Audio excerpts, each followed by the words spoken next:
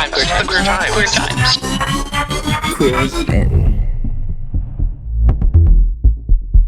Hey, Kristen. Hi, Harrison. How are you? I'm really good. How are you? Feeling great. Like we said last week, we just passed over 20 episodes, so Look at us. we're in the thick of it. And we want to hear from you, our listeners, a little feedback. So we put together a little survey. It's going to be there's a link in our Instagram. Yep. And if it takes about, like 5-ish minutes to fill out. Super fast. Yeah, we just want to know what you're liking about the podcast, what you're not liking, what you want to hear more of, what you want to hear less of, how much you love Kristen and I. How much you hate us. I don't care. Yeah, that's true. And Chad I'm will used to that. not let us see the names. So if you're my friend, it doesn't matter. Yeah. We won't know unless you make a snarky little thing and it's in your tone, and then I'll know it's you. Exactly. But outside of that, you can just go to, it's really helpful for us to just kind of understand. We come in and we talk into the void of this room and into Chad's face. But if you have feedback on what you like and what you don't like and what you want to hear more of, go fill out the Google survey. Please. We both had really big sports weekends. Football's back, and the WNBA just had their. We're recording this on Sunday. It's and it is the first day of playoffs. The Lynx already won. It is looking like the Dream is gonna win, and there's 2 more games today. By the time this airs, we'll know who made it through the first round, I think. Are your wings?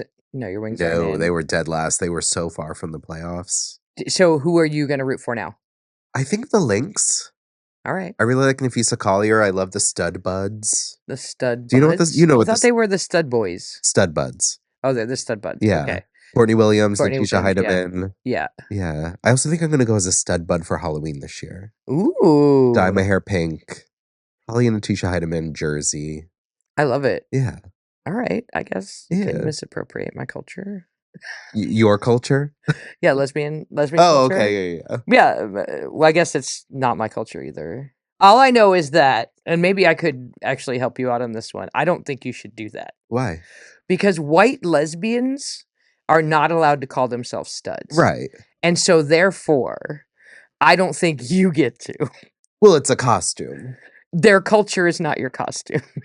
Right, but I'm dressing up as a specific person Okay, I guess that counts. who is something. Who is a stud? Yeah. All right.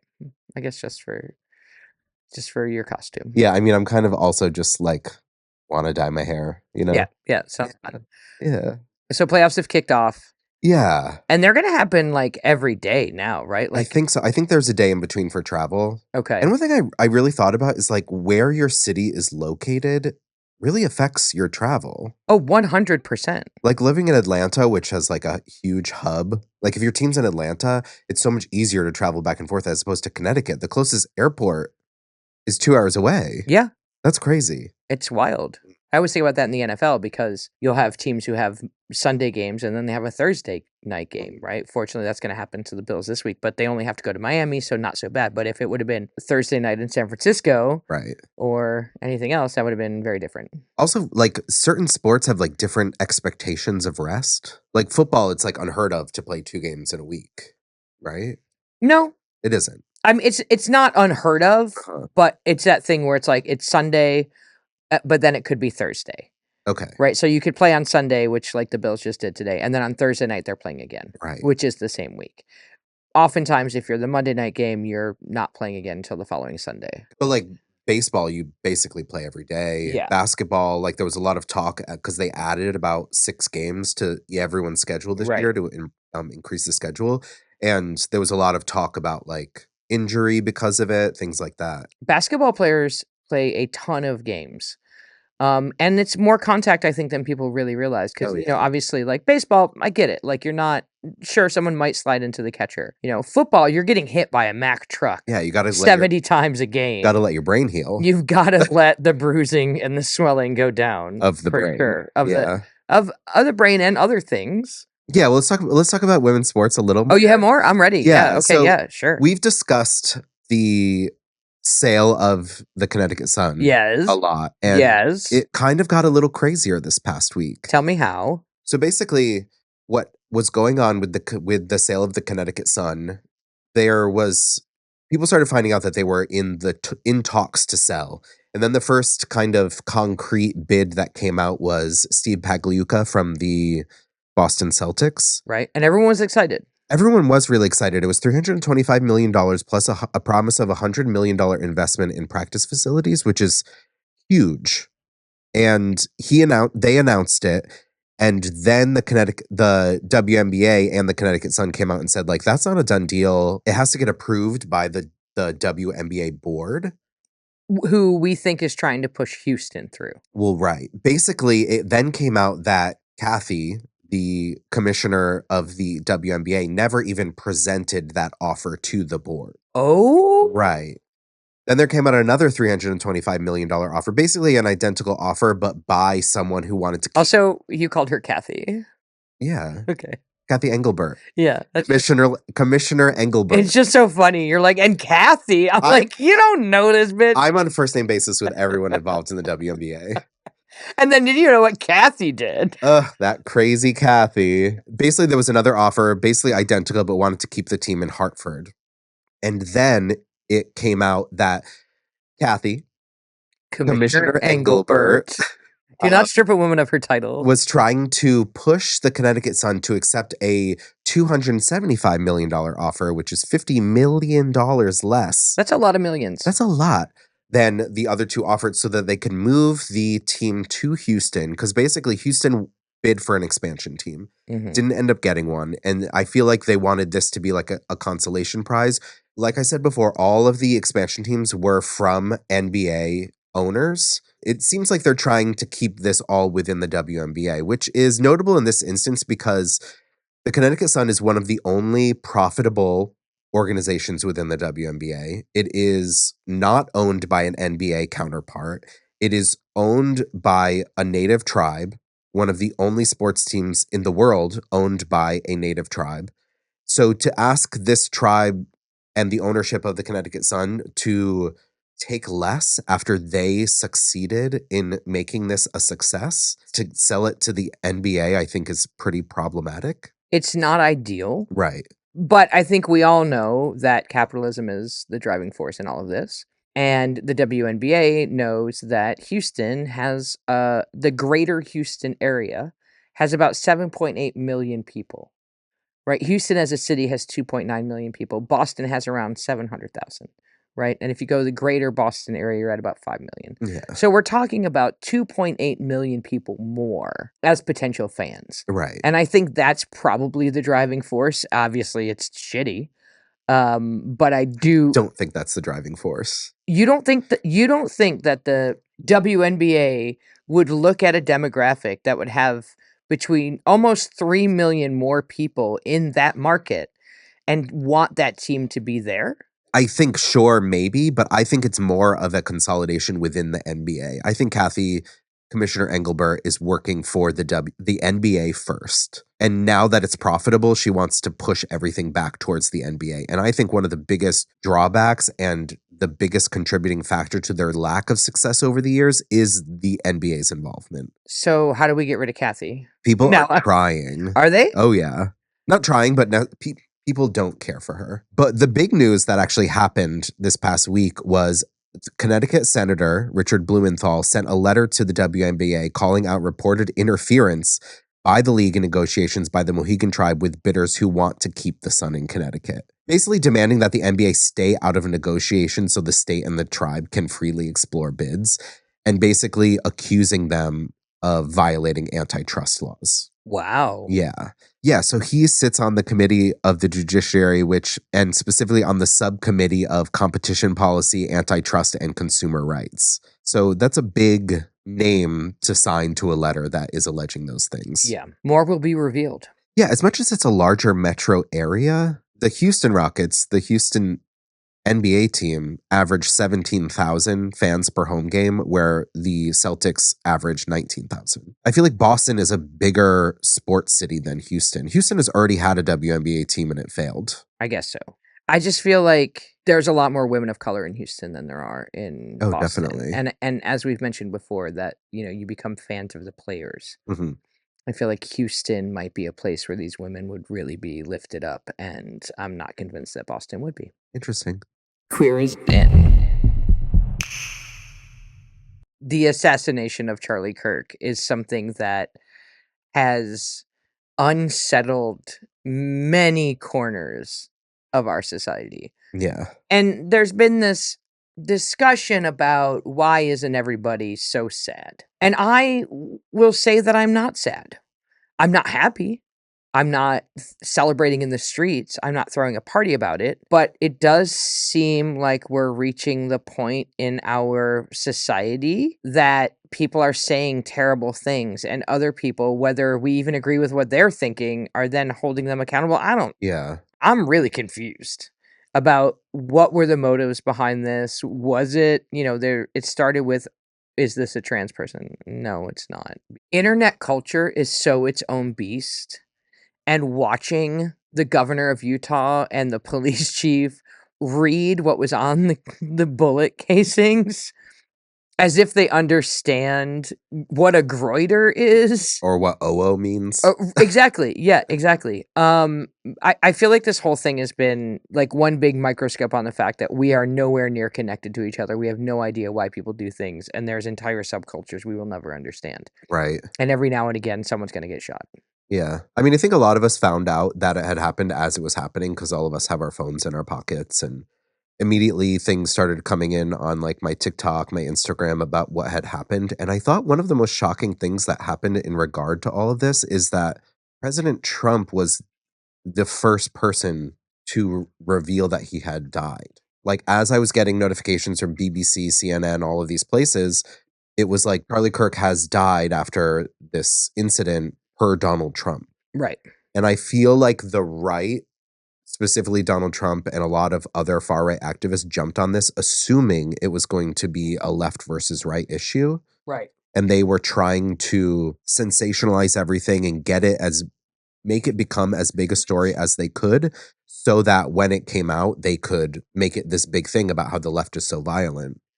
Which to that point tells you where we are as a country, when the first thing the president does is try to go, oh, it was definitely them. It was definitely them. And then for it to not be us. But at the same time, it's like, I don't think, like, sure, that does say something about where we are as a country. And where we are as a country is the fact that we have this sensational, evil, hateful right-wing party.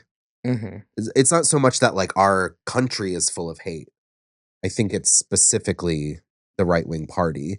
And I think people on the left generally, like, they get upset, they, like, take to their TikTok. They don't go grab their gun and their... Investigation updates. The roommate of Tyler Robinson, Kirk's alleged shooter, was a romantic partner of Robinson. They're, like, trying so hard. And was this is CNN. And was transitioning from male to female, the Utah governor said on Sunday. So now they're saying this guy had a trans girlfriend. Sorry, this blew my mind. Because they're trying so hard to make it fit their narrative. I mean, there's this, all of a sudden, a couple weeks ago, there was someone perpetrated a mass shooting who was trans. And since then, the right is trying so hard to paint trans people as like an overly violent group.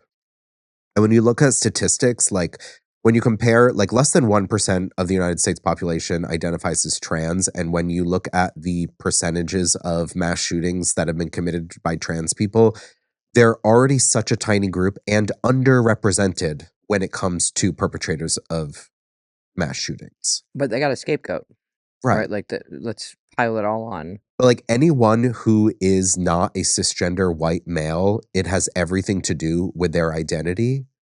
But when it's a cisgender white male who commits these heinous acts, it's all about who they were individually. They never saw this coming. That's not how his mother raised him. He's just different. He's just crazy. But like if a trans person does it, it's like, these are how trans people are. All trans people. And when in reality, if you really take a step back and use your critical thinking, it's like, this is how cisgender straight white men are. They are violent. Their knee-jerk reaction to any emotion is to become violent. There's a reason that there's kind of this stereotype of like the white boyfriend putting a hole in the wall. Right. Is because anytime they feel any emotion, their gut reaction is to become violent. And then you have a right-wing party, and specifically people like Charlie Kirk, advocating for those people to have guns in their hands. That creates mass shootings, and that creates violence. I think it's hilarious that the movement of, there's a lot of talk about the loneliness epidemic in young men these days, and how they can't find their place, and no one ever connects that to the capitalism that is most of these guys, like, used to be. If you were a high school educated young man who maybe wasn't going to be a doctor or a lawyer, you could go get a job in a factory and you could provide for your family. Right. And they want to blame women for not fucking men, and they want to blame the queer community for, like, telling white men that they're the problem, but they never want to look at the other white men who are creating a society where a young man can't afford to support his family, Right. or even himself, on a job, and ends up living in his basement. Like, they act like, all these young adults living in people's basements and being on the internet are not a direct product of the greed of the people who own these businesses by not paying a fair wage. Right. When I was growing up, when I was 18, my dad was like, work at GM. My dad worked at GM. My dad made great money in the 90s working at GM.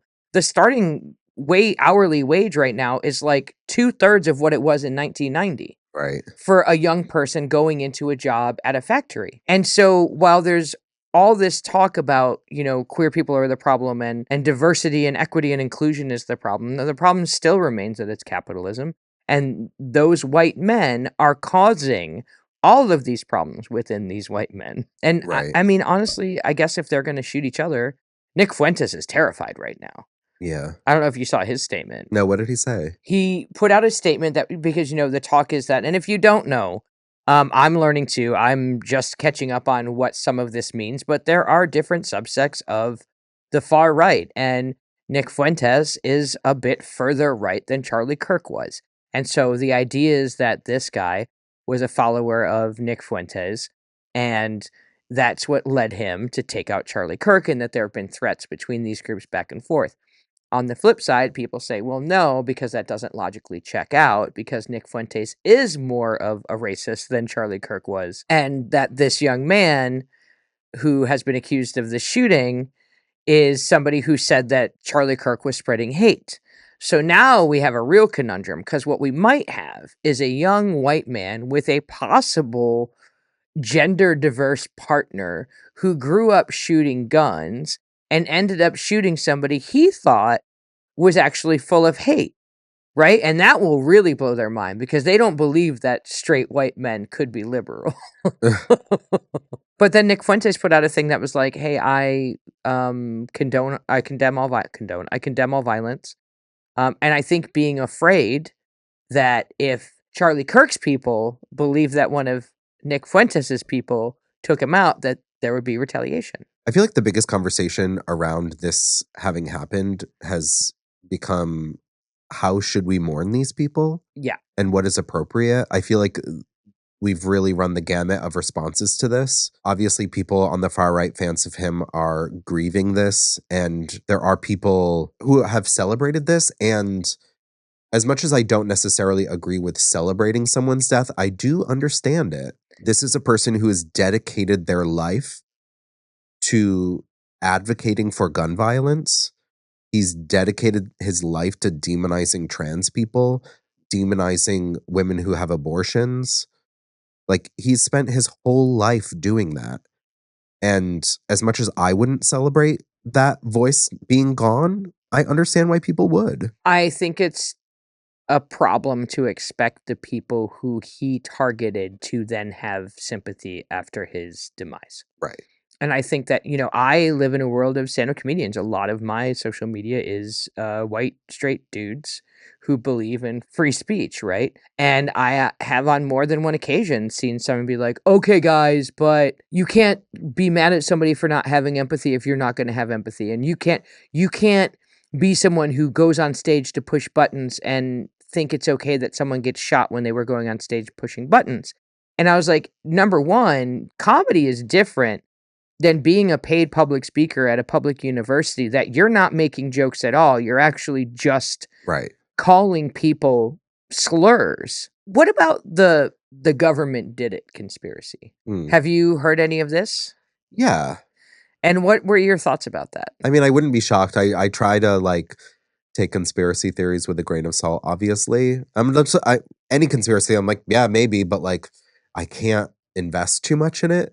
I wouldn't be surprised. I mean, there's this constant kind of idea that whenever Trump gets in trouble, he creates a scenario that distracts from that. Right. And Congress was about to vote to release the Epstein files. They was just released a picture of a poem that he wrote in Epstein's birthday book. Oh, the one that he had denied. Yeah. Yeah. No, he definitely wrote that. I think the funniest part about that is they're all like, he signed his name where her pubic hair would be. And I was like, bitch, they did not let girls old enough to have pubic hair. Truly. What are you talking about? Right.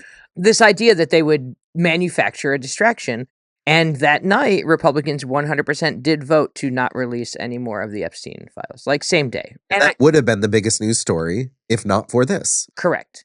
And I am struggling. The internet is such a clusterfuck of information.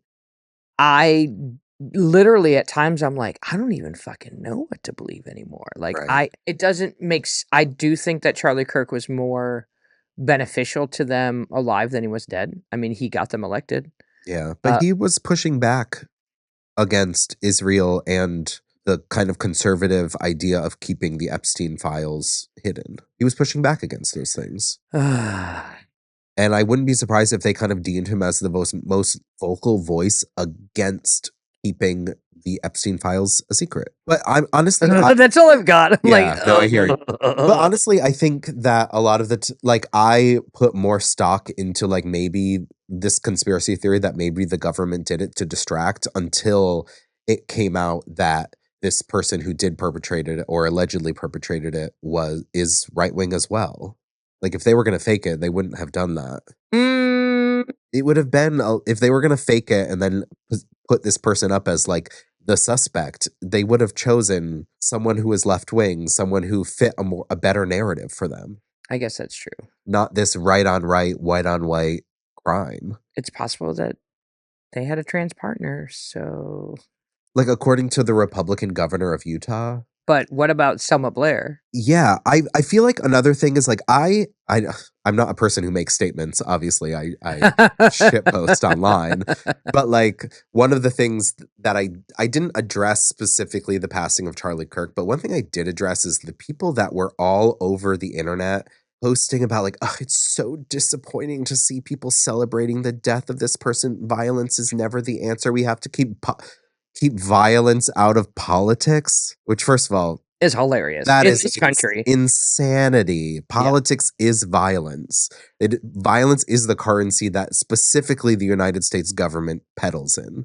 To say that is insane. But like I posted, I was like, it is crazy to me that this is the moment where you're going to make your big statement about empathy. Not when I think thousands of babies have been killed by Israel in Palestine, which is a fact. But that post is going to get shadow banned.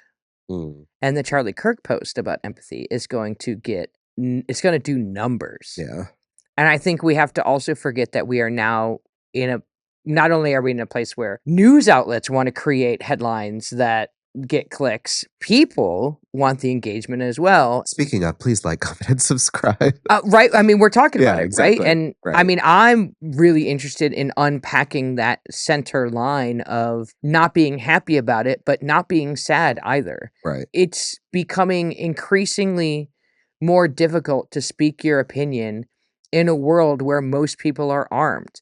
People used to say, oh, my Second Amendment right. And I was like, except your Second Amendment right threatens my First Amendment right. And that's where the fucking problem is.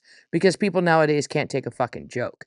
And if you're a comic and you are working in a room where someone's got a gun, like you actually are effectively removing people's First Amendment with your Second Amendment because you don't know how to take a fucking joke, right? And I think that we're at this very interesting intersection of First and Second Amendment clashing because speaking your mind is terrifying. Right. Do I think that, what is the line between, and this was something that a friend of mine on the internet said, was like, you're only one wacko away from thinking you're the problem.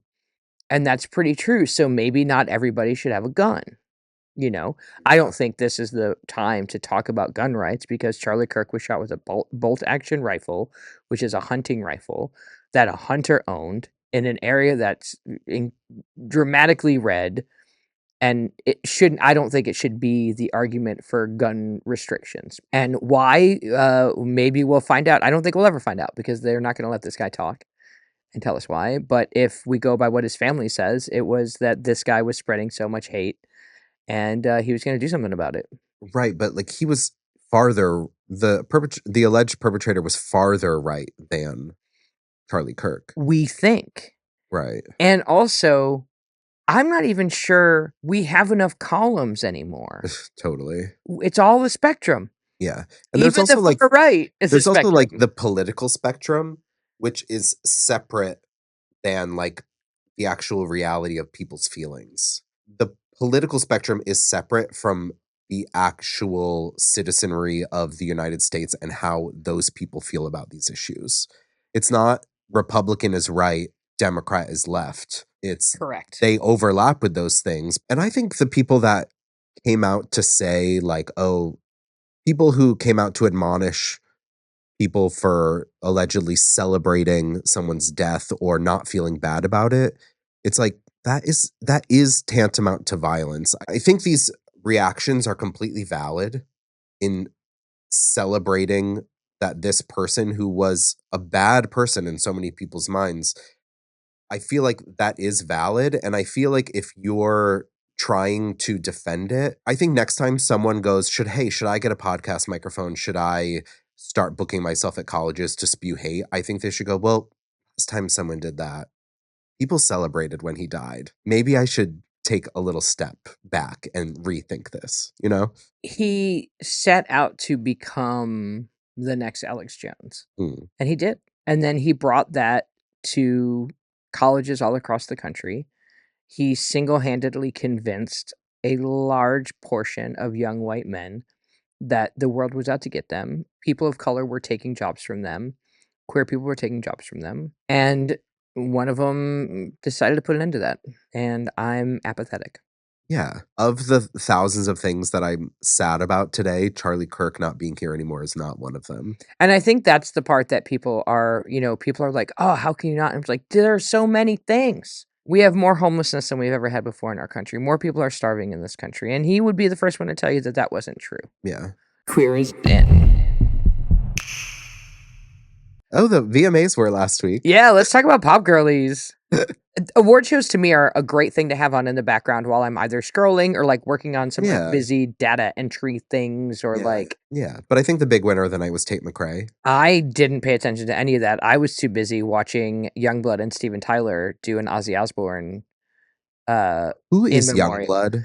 I'm old, apparently. I've never seen this person before in my life. I also didn't know who Youngblood is because I'm also young, but they're like a British rocker. Okay. But they're, skinny and bi or something. Work. Yeah, no, they're queer. Yeah. They take great photos and they're a performer. I just thought Tate McRae really leaned into who she is as a pop star, which I think she should be allowed to be. A lot of people are like, oh, she's not a great singer. She's not this. She's not that. Like, she's a very talented, classically trained dancer.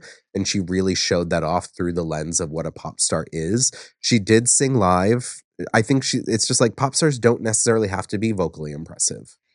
No, I don't think that's ever been a prerequisite. I think that's what's the difference between Britney and Christina. Yeah. Britney could sing fine, but that wasn't what they were selling. Christina was selling that. Vocals.